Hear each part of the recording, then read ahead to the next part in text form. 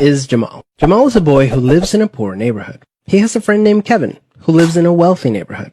All of Jamal's neighbors are African American, and all of Kevin's neighbors are white. Because Jamal's school district is mostly funded by property taxes, his school is not very well funded. His classrooms are overcrowded, his teachers are underpaid, and he doesn't have access to high-quality tutors or extracurricular activities. Kevin's school district is also funded by property taxes, so his school is very well funded. His classrooms are never crowded, his teachers are very well paid, and he has access to high-quality tutors and lots of extracurricular activities. Kevin and Jamal live only a few streets away from each other. So how come they're growing up in such different worlds with such different opportunities for success? The answer has to do with America's history of systemic racism. To understand it better, let's look at what life was like for Kevin and Jamal's grandparents. Decades after the Civil War, many government agencies started to draw maps dividing cities into sections that were either desirable or undesirable for investment. This practice was called redlining, and it usually blocked off entire black neighborhoods from access to private and public investment. Banks and insurance companies used these maps for decades to deny black people loans and other services based purely on race. Historically speaking,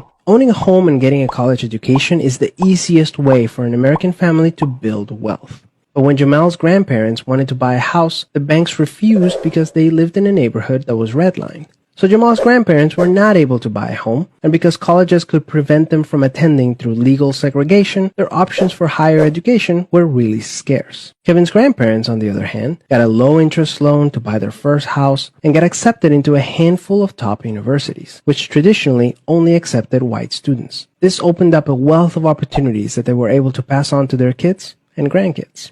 Even as late as the 1980s, an investigation into the Atlanta real estate market showed that banks were more willing to lend to low-income white families than to middle or upper-income African-American families. As a result, today, for every $100 of wealth held by a white family, black families have $5.04. A 2017 study confirms that redlining is still affecting home values in major cities like Chicago today. This explains how Kevin and Jamal inherited vastly different circumstances. Unfortunately, the story doesn't end there. A big part of systemic racism is implicit bias. These are prejudices in society that people are not aware that they have. Let's go back to Kevin and Jamal.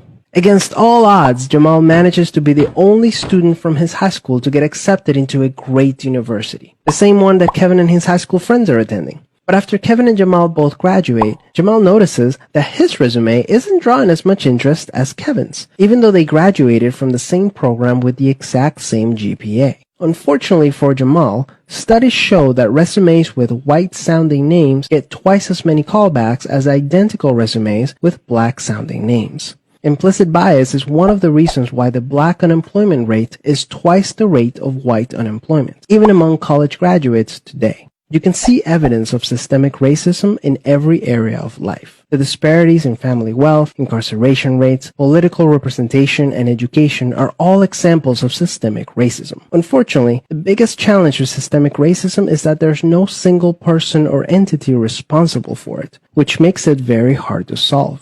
So what can you do? The first thing you can do is work towards becoming more aware of your own implicit biases. What are some prejudices that you might hold that you're not aware of? Second, let's acknowledge that the consequences of slavery and Jim Crow laws are still affecting access to opportunity today. As a result, we should support systemic changes that create more equal opportunities for everyone. Increasing public school funding and making it independent from property taxes would be a great start, so that poor and wealthy districts can receive equal access to resources. Systemic problems require systemic solutions. Luckily, we're all part of the system, which means that we all have a role to play in making it better.